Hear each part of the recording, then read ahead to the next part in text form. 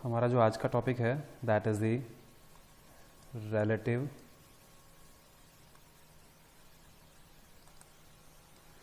reactivities of alkanes in halogenation and the relative reactivities of different classes of hydrogen atoms. Okay, तो इस aspect में हमने क्या देखना है कि सपोज देखो हमारे पास क्या है कि हमने कोई दो डिफरेंट अल्केन लिए हैं, ठीक है, दो या दो से ज़्यादा हम अल्केन लेते हैं और उनका हम इक्विमोलर मिक्सचर ले रहे हैं। मींस हमने सपोज दो अल्केन्स लिए यहाँ पे, alkane A and alkane B, और उनकी जो क्वांटिटी है हमने वो सेम ली है, मींस इक्विमोलर अमाउंट ली है, सेम मोल्स लिए हैं उनके हमने, और उनको मिक्स कर दिया। और मिक्स करने के बाद हमने क्या किया, उनको रिएक्ट कराया, ठीक है, with the limited quantity of halogen, इधर क्लोरीन और ब्रोमीन। ओके, तो वहाँ पे क्या देखते हैं हम कि जो प्रोडक्ट है, जो हमारी जो प्रोडक्ट बनेगी वो क्या बनेगी, मिक्सचर बनेगी, ठीक है, डिफरेंट डिफरेंट अल्काइल हैलाइड्स के मिक्सचर बनेंगे कॉरस्पॉन्डिंग टू अल्केन्स। अगर सपोज हमने क्या लिया है, कोई एक ईथेन ले लिया और एक मीथेन ले लिया, और उनका हमने सपोज 10 मोल्स हमने ईथेन ले लिया और 10 मोल्स हमने मीथेन ले लिया, वो दोनों को हमने क्या किया, क्लोरीन के साथ रिएक्ट कराया, ठीक है, तो इथाइल क्लोराइड भी बनेगा, ओके, और मिथाइल क्लोराइड भी बनेगा, ठीक है ना। तो प्रोडक्ट हमारी ये बनेगी। अब हमने यहाँ पे इक्वल अमाउंट ली है, इक्विमोलर क्वांटिटी ली है, बट प्रोडक्ट हमारी दोनों डिफरेंट डिफरेंट बन रही है, ठीक है, इथाइल क्लोराइड भी बन रहा है, मिथाइल क्लोराइड बन रहा है, बट ये देखा गया है कि जो इनकी प्रोडक्ट बनती हैं वो इक्वल अमाउंट में नहीं बनती है, मीन्स इक्विमोलर अमाउंट नहीं बनती है, ठीक है। सो जो मिक्सचर है that is not the same in their molar ratios. Okay, so this means that the different alkanes exhibit the different degree of reactivity. Okay, means उनकी जो रिएक्ट करने की जो क्षमता है वो डिफरेंट है। वो क्यों है? क्योंकि हमारे पास अगर हम ध्यान से देखें डिफरेंट डिफरेंट अल्केन्स में हमारे पास डिफरेंट डिफरेंट टाइप्स के क्या होंगे, वहाँ पे हाइड्रोजन एटम्स होते हैं, ठीक है। So these relative reactivities of alkanes can be attributed the reactivity of different classes of hydrogen atoms. So हमने इसलिए यहाँ पे लिखा था कि हमने रिलेटिव रिएक्टिविटी देखनी है अल्केन्स की ड्यूरिंग दी हैलोजिनेशन, और वहां पे हम क्या देखेंगे, different classes of hydrogen atoms की हमने रिलेटिव रिएक्टिविटीज देखनी है। ओके, और ये देखा गया है कि इरिस्पेक्टिव ऑफ द अल्केन, कोई भी अल्केन हो, ठीक है, जो हमारे मिक्सचर में पड़ी हुई है, तो जो रिलेटिव रिएक्टिविटी है हाइड्रोजन एटम की that follows the order tertiary greater than secondary than primary. Okay, means अगर हमारे पास यहाँ पे मीथेन को भी हम काउंट कर लें, so we can say the primary hydrogen atoms are more reactive than that of the methane hydrogen, ठीक है, the hydrogen of the methane.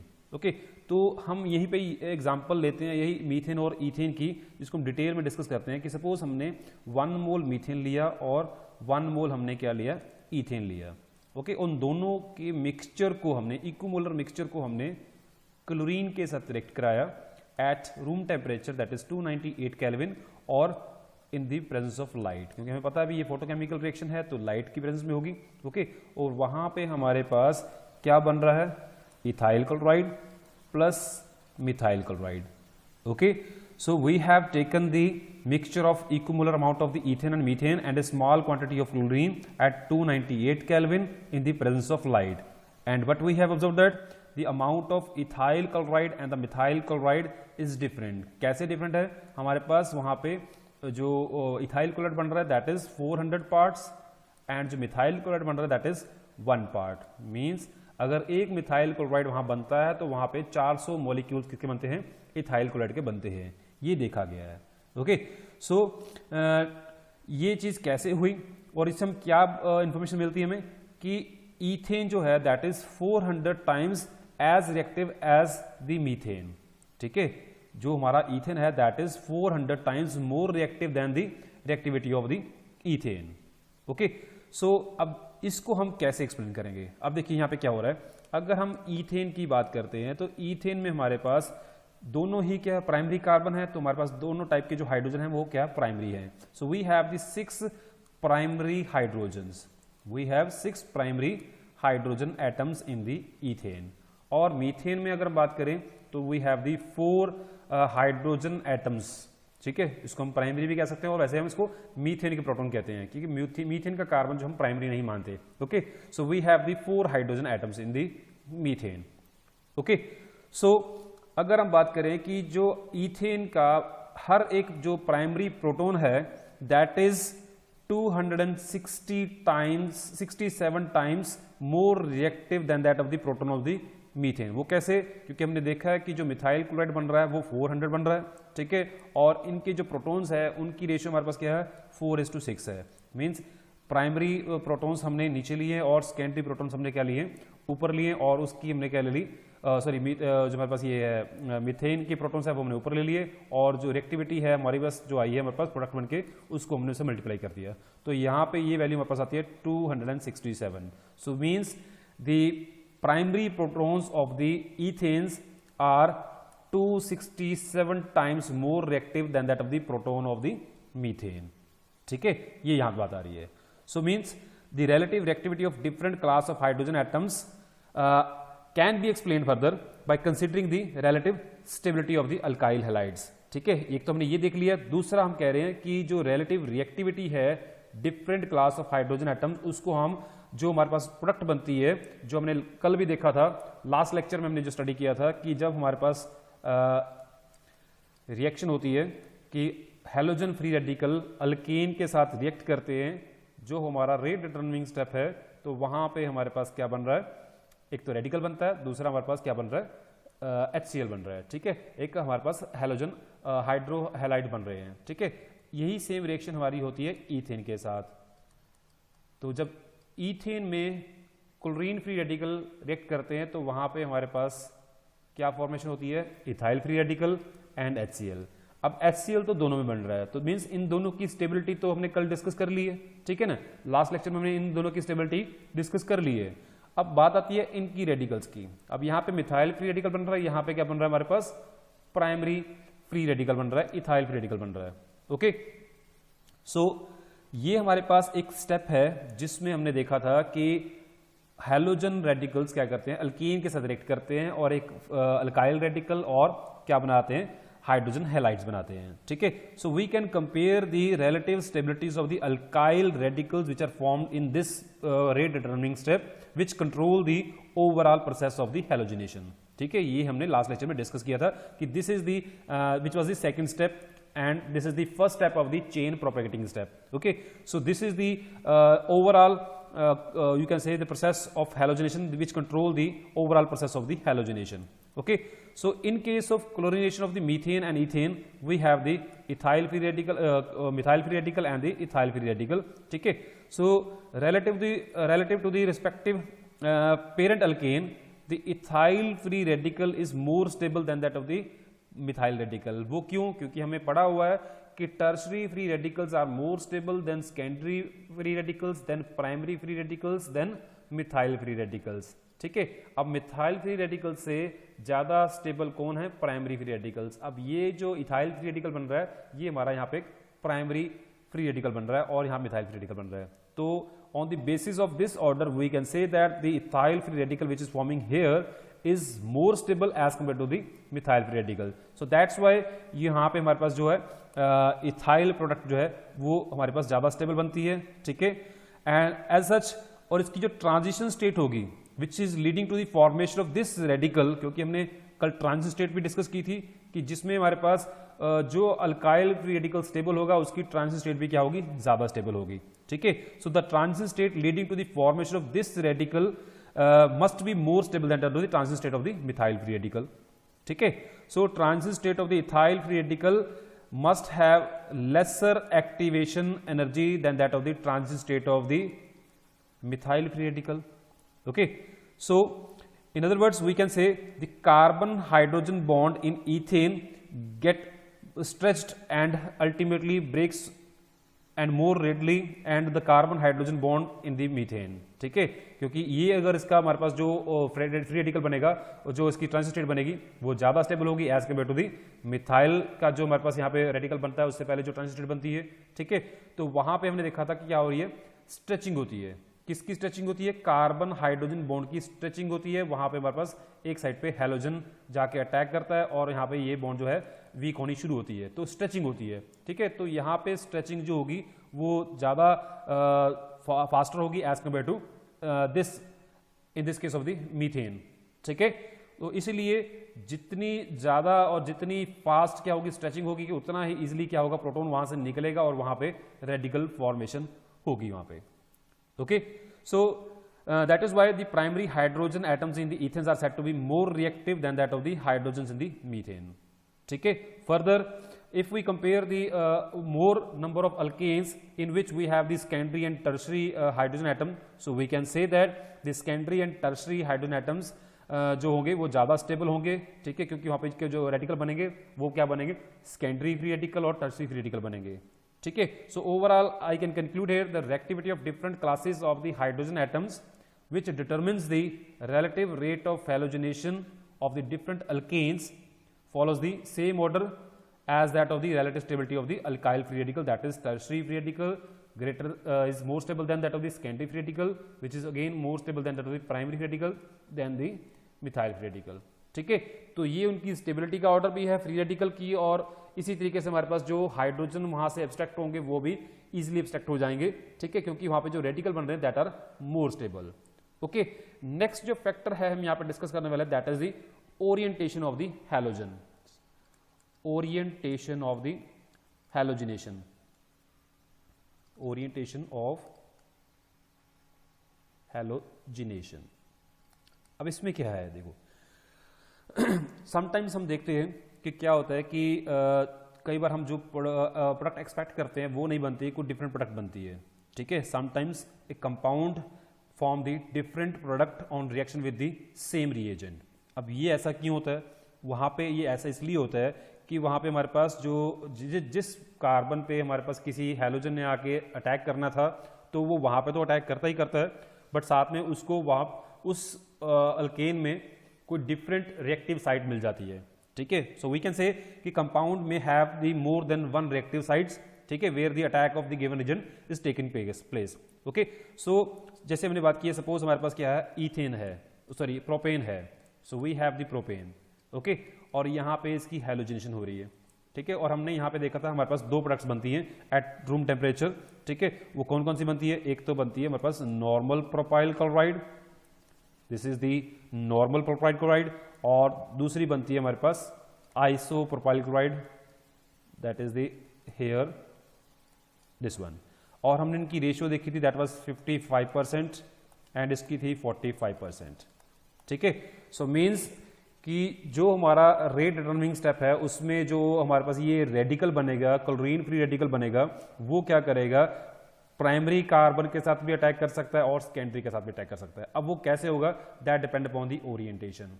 ठीक है, मीन्स अगर तो इन दोनों की ओरिएंटेशन इस तरीके से है कि जो हमारा अल्केन है वो इस तरीके से आ रहा है और जो हमारे पास क्लोराइड फ्री रेडिकल वो भी इस तरीके से आ रहा है, तो इसके चांसेस हैं कि वो क्या करेगा, इसके साथ ही कोलाइड करेगा। ठीक है, if they are moving just like this, तो इसके चांसेस है कि ये इसके साथ ही अटैक करेगा। और हो सकता है कि वो अगर ये अल्केन को हम उस साइड पे लिख दें और क्लोरीन को हम यहाँ पे लिख दें तो भी इसके चांसेस है कि वो इस कार्बन के साथ अटैक करेगा। तो दोनों केसेस में हमारे पास जो प्रोटॉन यहाँ से एब्स्ट्रैक्ट होगा that would be the primary. ठीक है, तो वहाँ पे हमारे पास इस टाइप की क्या बनेगा, अल्काइल जो है क्लोराइड बनेगा, नॉर्मल अल्काइल क्लोराइड, यहाँ पे नॉर्मल प्रोपाइल क्लोराइड बनेगा। ठीक है, और दूसरी पॉसिबिलिटी क्या है कि अगर हमारे पास अल्केन की ओरिएंटेशन इस तरीके से हो, ठीक है, और इस तरीके से हमारे पास क्लोराइड फ्री रेडिकल आ रहा है। ठीक है, क्लोरीन फ्री रेडिकल इस साइड से आ रहा है और जो हमारा प्रोपेन है वो इस साइड से ऐसे जा रहा है, तो इसके चांसेस है कि ये प्राइमरी कार्बन के साथ कोलाइड ना करे, ये सेकेंडरी कार्बन के साथ कोलाइड करे।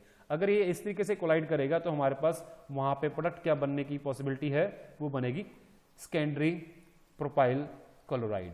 ओके, तो ये चीज बननी चाहिए। बट अब हमने क्या देखा है कि हमारी जो रेशियो आती है वो आती है 55:45। ठीक है, मीन 55% बनता है हमारा नॉर्मल और 45% बन रहा है हमारा सेकेंडरी वाला। अब इसको हमने एक्सप्लेन करना है कि ये ऐसा क्यों है। ओके, तो इसको हम तीन चीजें लेके एक्सप्लेन कर सकते हैं।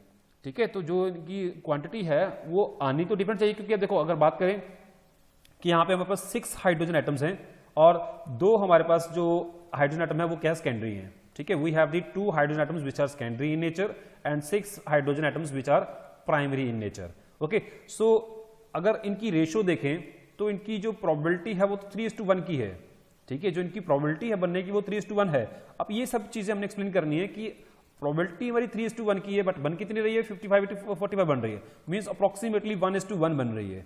मीन्स आइसोप्रोपाइल क्लोराइड जो कि हमारा 1/3 बनना चाहिए था वो 3 टाइम्स बन रहा है, ठीक है। अगर हम मल्टीप्लाई करें इसको यहां से 3 से तो ये क्या बन जाएगा, 3:3 बन जाएगा, तब जाके 1:1 होगा।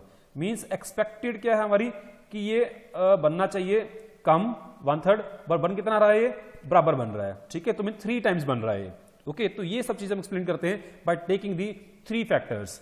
कौन कौन से फैक्टर्स है वो, सबसे पहला फैक्टर है collision frequency, that is the collision frequency, and second factor is the probability factor, probability factor, and the third factor is the energy factor, ठीक है।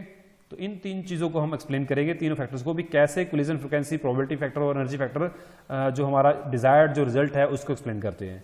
देखिए, सबसे पहले बात करते हैं कोलिजन फ्रीक्वेंसी की।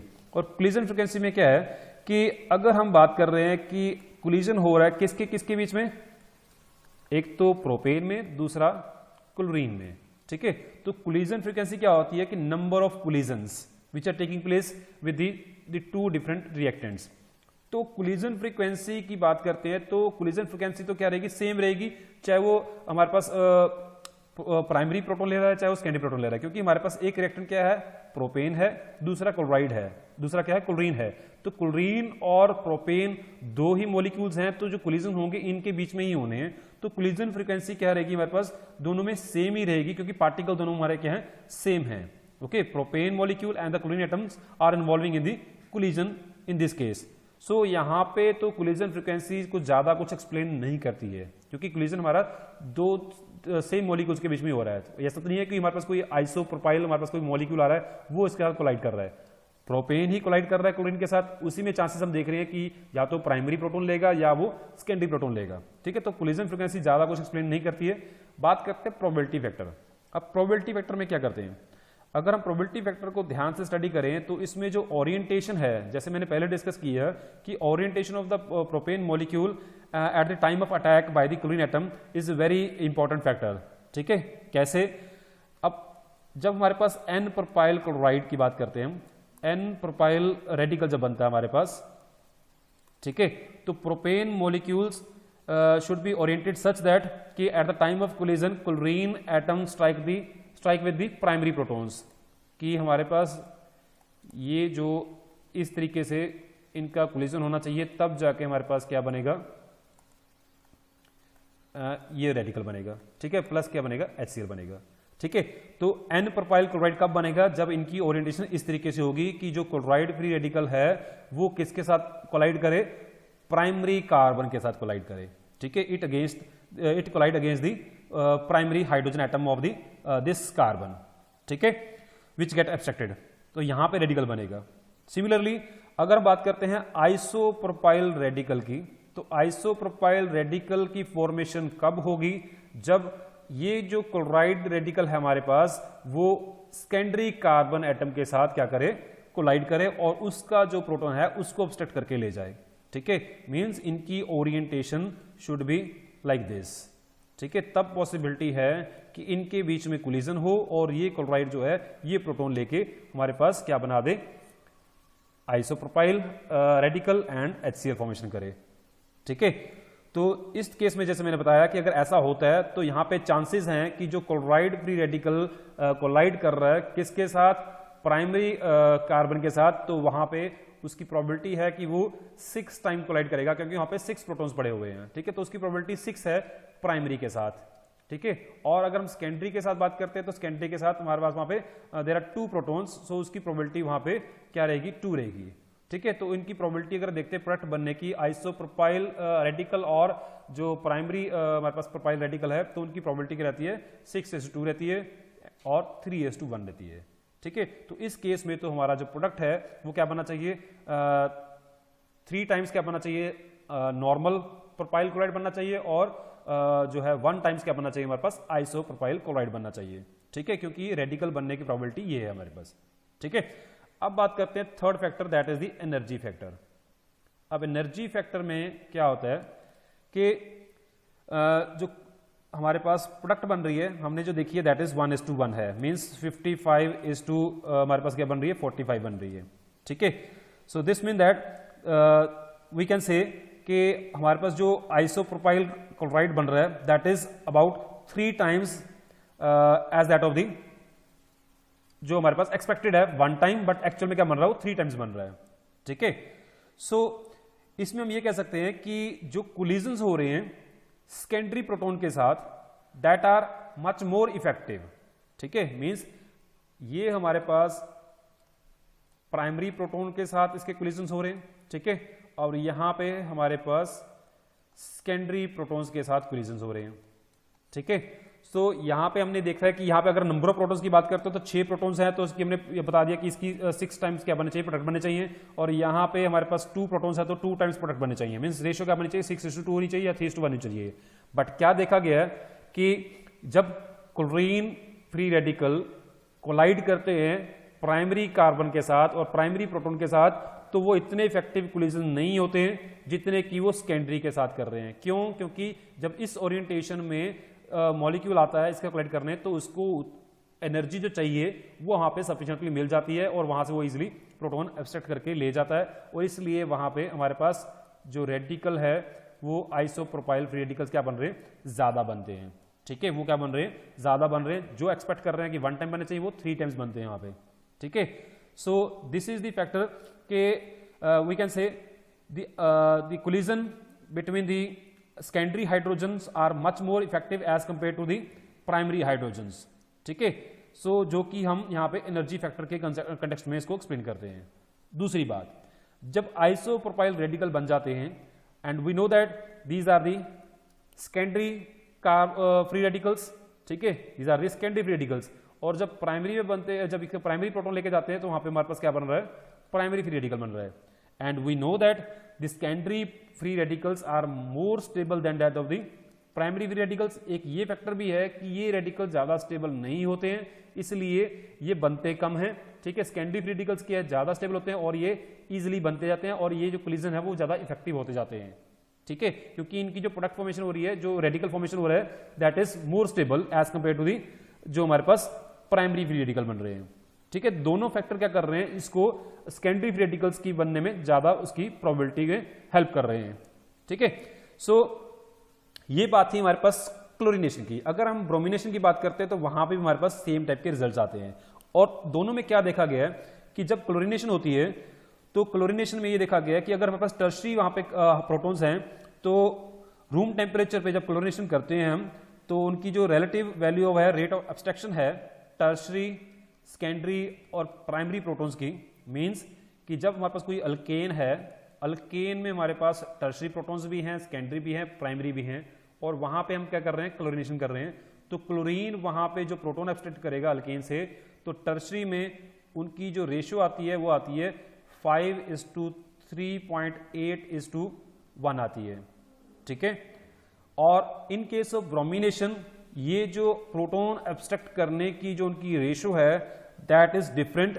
वो कितनी है, 1600:82:1 है। मींस जब क्लोरीनेशन करते हैं तो प्राइमरी प्रोटॉन्स वहां पे अगर एक वहां पे एब्स्ट्रैक्ट होता है तो सेकेंडरी प्रोटॉन्स वहां पे ऑलमोस्ट 4 प्रोटॉन एब्स्ट्रैक्ट हो जाते हैं, और टर्शरी की बात करें तो वहां पे 5 प्रोटॉन एब्स्ट्रैक्ट हो जाते हैं। जब ब्रोमिनेशन करते हैं तो टर्शरी प्रोटॉन्स 600 टर्शरी प्रोटॉन्स वहां पे एब्स्ट्रैक्ट हो जाते हैं। ठीक है, और सेकेंडरी जो है 82 होते हैं, प्राइमरी जो है 1 है। ये इनकी रेशियो है, परसेंटेज रेशियो है इनकी। ठीक है, so we can say that the relative values of the rate of abstraction of the hydrogen depends upon the nature of the halogen used. ठीक है, सो ये चीज यहां पे ध्यान देनी है, और इसको हम एक्सप्लेन करते हैं कि अगर हमने फाइंड आउट करना हो कि कौन कितनी परसेंटेज बनेगी, एक्सपेक्टेड हमारे पास प्रोडक्ट क्या बनेगी, वो भी हम इजिली फाइंड आउट कर सकते हैं। जैसे यहाँ पे देखिए हमारे पास ये क्वेश्चन है कि ब्यूटेन है हमारे पास, ब्यूटेन की हम करा रहे हैं क्लोरीनेशन एट रूम टेम्परेचर। ठीक है, in the presence of light, और दो प्रोडक्ट बनते हैं हमारे पास CH3 CH2 CH2 CH2 Cl means normal butyl chloride, ठीक है, and second is the secondary butyl chloride, ठीक है। तो ये चीज बन रही है, ओके। तो इसमें क्या हो रहा है, there is abstraction of the secondary protons and there is abstraction of the primary protons. अगर हम इनकी रेशियो निकालनी हो so we can easily find out कि normal butyl chloride upon secondary butyl chloride की रेशियो क्या रहेगी। So we can easily find out by taking the number of primary hydrogens upon number of secondary hydrogens into the reactivity of primary hydrogens upon reactivity of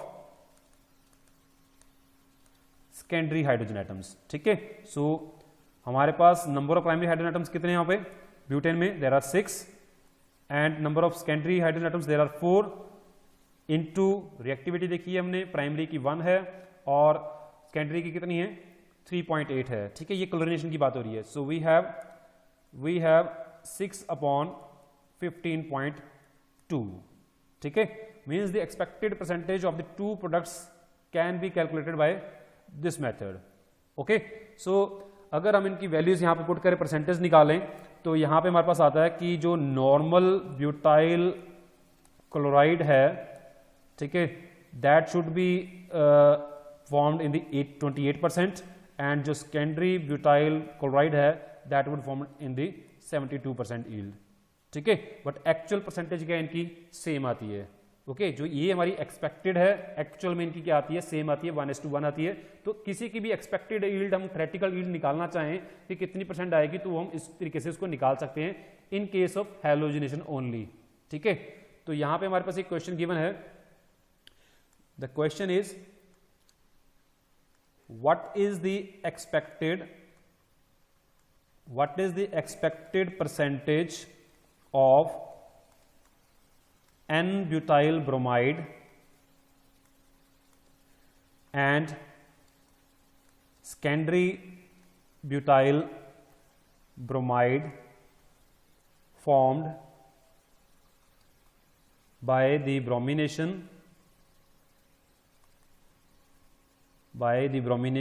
of N-butane if the relative reactivities of primary and secondary hydrogen